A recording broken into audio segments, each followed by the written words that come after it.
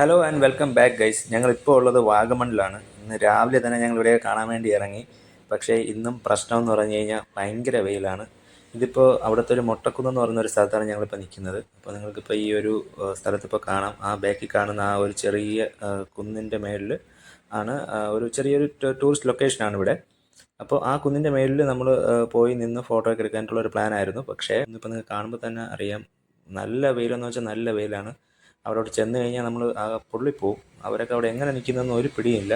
അങ്ങനെ ഭയങ്കര വെയിൽ കണ്ടതുകൊണ്ട് ആർക്കും ഇറങ്ങാൻ ഇൻട്രസ്റ്റ് ഇല്ലാത്തതുകൊണ്ട് ഈ സ്ഥലത്ത് നിന്ന് ഞങ്ങൾ ഇനി വേറെ സ്ഥലത്തോട്ട് പോവുകയാണ്.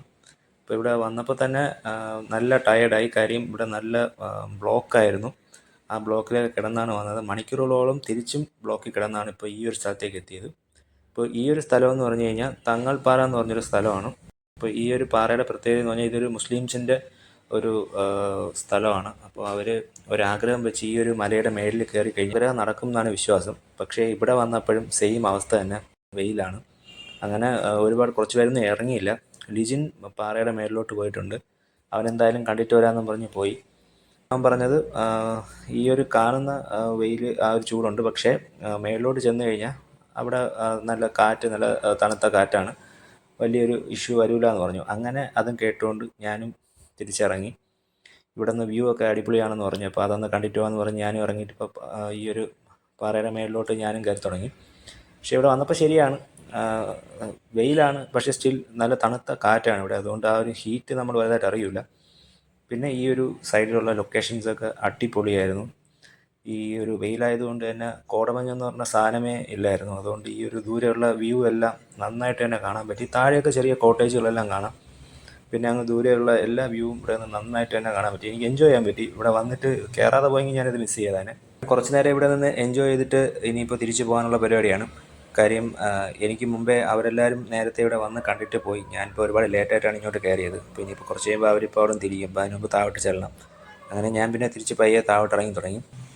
ഈ സൈഡിൽ കാണുന്നതൊക്കെ ചെറിയ കോട്ടേജ് ആണെന്ന് തോന്നുന്നു. അതുപോലെ തന്നെ ഇതിൻ്റെ സൈഡിലൊരു ചെറിയ ലേക്കൊക്കെ കാണാം. അത് ഈ സൈഡിൽ കൂടെ അങ്ങ് ചെന്നാലേ അതിൻ്റെ അടുത്തെത്താൻ പറ്റുമെന്ന് തോന്നുന്നു. അതിനിപ്പോൾ ടൈമില്ല, അതുകൊണ്ട് നമ്മളിപ്പോൾ തിരിച്ചു പോകണം. എന്തായാലും അവിടെയൊക്കെ നിന്ന് കാണാനുള്ള ഒരു വ്യൂ അടിപൊളിയാണെന്ന് തോന്നുന്നു.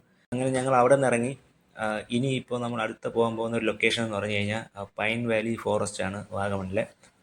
അപ്പോൾ ഇനിയിപ്പോൾ അവിടെ ചെന്നിട്ട് നമുക്ക് നോക്കാം അവിടെ എന്തൊക്കെയാണ് നമുക്ക് കാണാനുള്ളതെന്നുള്ളത്. ഞാനിപ്പോൾ പൈൻ വാലി ഫോറസ്റ്റിൻ്റെ ആ ഒരു എൻട്രിയിലാണ്. നല്ല തിരക്കുണ്ട്. അപ്പോൾ നമുക്ക് ഇതുവഴി നേരെ നിന്നിട്ട് നേരെ കയറി ടിക്കറ്റ് എടുക്കണം. ടിക്കറ്റ് എടുത്തിട്ട് നമുക്കിനിപ്പോൾ അകത്തോട്ട് കയറിയിട്ട് നോക്കാം എന്തൊക്കെയാണ് അവിടെ കാണാനുള്ളതെന്നുള്ളത്.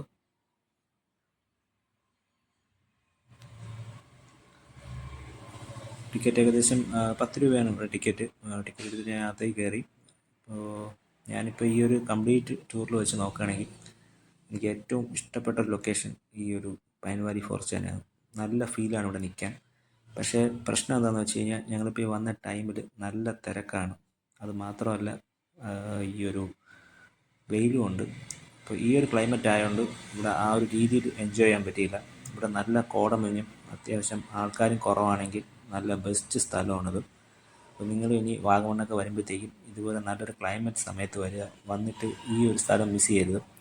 ഇവിടെ നല്ല കോടമഞ്ഞും അതുപോലെ തന്നെ തിരക്ക് കുറവുള്ള സമയത്തൊക്കെ വന്നു കഴിഞ്ഞാൽ നല്ല ഫീലാണ് ഇവിടെ. ഞങ്ങളിപ്പോൾ അതും കണ്ടിട്ട് ഇറങ്ങി. ഇനിയിപ്പോൾ നേരെ തിരിച്ച് ട്രിവാൻഡ്രത്തോട്ട് പോവുകയാണ്. അപ്പോൾ ഓൾ ടുഗെദർ കുഴപ്പമില്ലാത്തൊരു ട്രിപ്പ് തന്നെയായിരുന്നു.